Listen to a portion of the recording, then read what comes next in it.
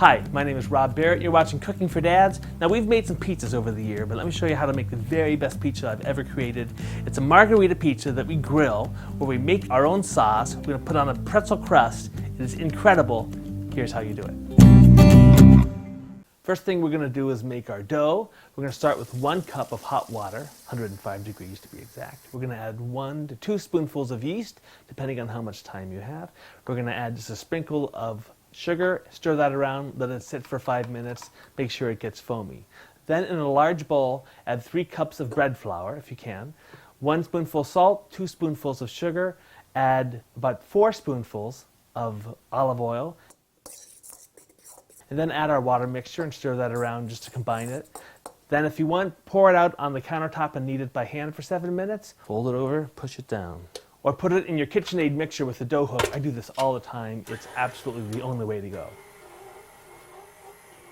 If you don't have a KitchenAid mixer, these are an amazing thing to have. It's a great idea for a Christmas gift. They're a little expensive, but you only buy them once and you'll use it for the rest of your life. This dough hook is the only way I knead bread now. I never dump it out anymore. And it's great for mixing, making whipped cream, all that kind of stuff. So go to Costco and pick one of these up. Okay, once it's all combined, check it and make sure that it's not too sticky and yet it's not too dry. If it's dry, you have to add a little bit more water. If it's too sticky to your hand, you're going to have to add a little bit more flour. But this is about right, just wet to the touch.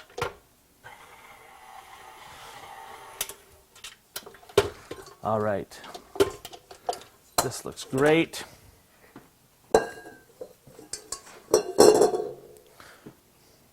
See how that's smooth and stretches and doesn't pull apart? That is perfect. So once you're done, roll it into a ball, coat it with a little olive oil, drop it in the bowl, coat the bowl with plastic wrap, poke 7 holes in it.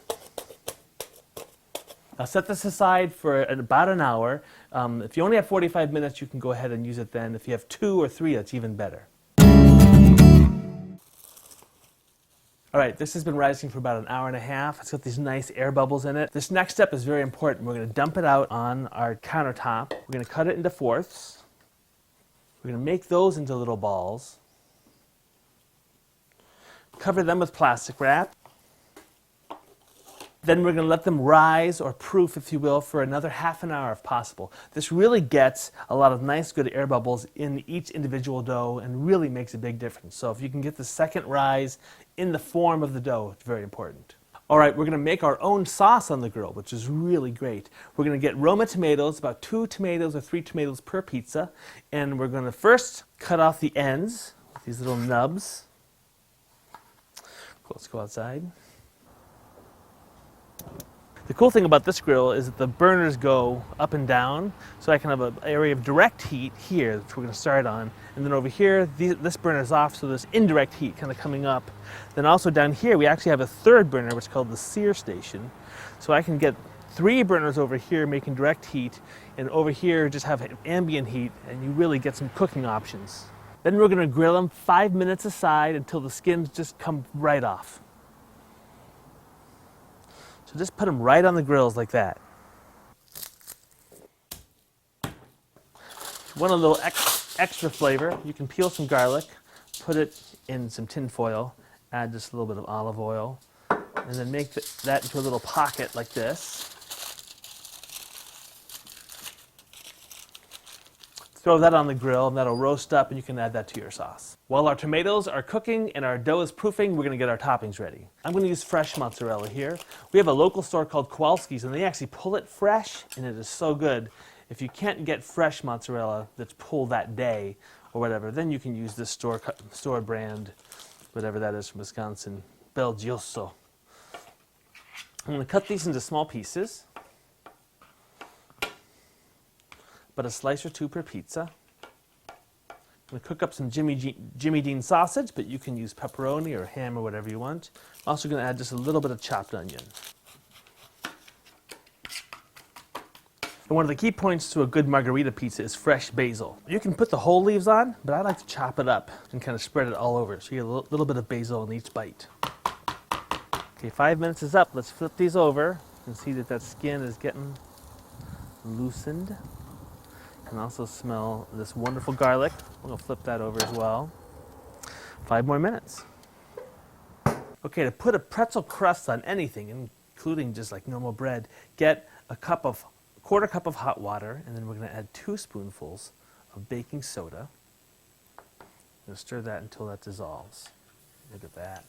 Brush this on and sprinkle it with some coarse salt, and you've got a great pretzel crust. 5 minutes is up. You can see these skins are falling right off. We're going to move these from the fire. We'll take our garlic too. Let's go make our sauce. Okay, these skins, they just come right off. It's a little hot, of course, so be careful. Have mom and dad do this maybe. Once your skins are off, we're going to put these on a cutting board. We're going to sprinkle it with a little olive oil. Hit them with salt and pepper. A good amount. Now we're just going to chop these up. And this becomes our sauce. Just kind of mash them with a knife. There you go. That's your crushed tomato sauce. If you want to add your garlic, just chop those boys up. Mix that in. As you see, these have almost doubled in size again. So I'm just going to grab one. And we're going to, rather than roll it out, we're going to pull it apart like this, bit by bit. You can kind of see through it and make sure that it doesn't get too thin. But I don't want to squeeze the air bubbles out by rolling it out. So this way you get nice fluffy crust. Let's go out and get this on the grill. Make sure your grill is preheated to 400. You can see where it starts to get thin, so don't over pull where those thin spots are. But you want to stretch this guy out. Get those gluten strands nice and stretched. And then we're going to lay it right on the grill, just like this. Boom. We're going to hit that with just a little bit of olive oil. And we're going to give it just a tiny sprinkle of garlic salt. We're going to cook that for 1 minute until we get some grill marks on the other side, and then we're going to finish up our pizza. Some nice grill marks underneath there. We're now going to move this to the other side of the grill. We're going to take our sauce, spread that out. Next we're going to add our chopped up basil, then our onions,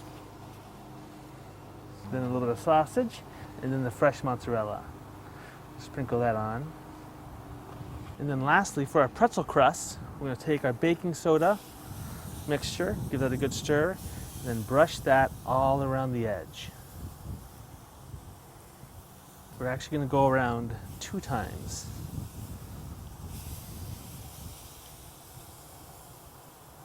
And then we're going to grate some coarse salt just on that edge. What we're going to do is close our lid and wait 5 minutes. We want our cheese to melt.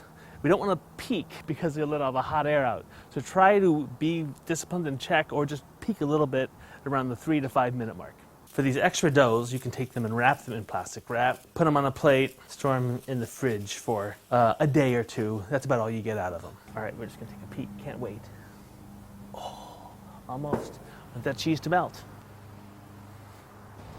Oh yeah, look at that. So there's our pretzel crust. There's our melted cheese. We're just going to pull this guy right into our plate. And we are going to eat well tonight, my friends.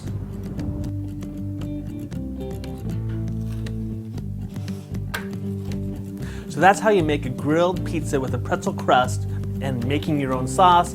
I'm Rob Barrett. You're watching Cooking for Dads. Cook well. It is worth it. It's so worth it.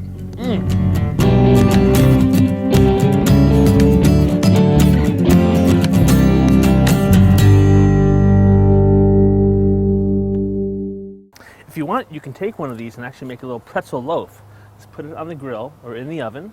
Then you're going to brush it with that same combination of baking soda and water. Get it really good all around. Sprinkle it with some coarse salt and let it bake. And you get a pretzel crust. It's that easy, no boiling. There you go. Little pretzel crust roll right there. That's what I'm talking about.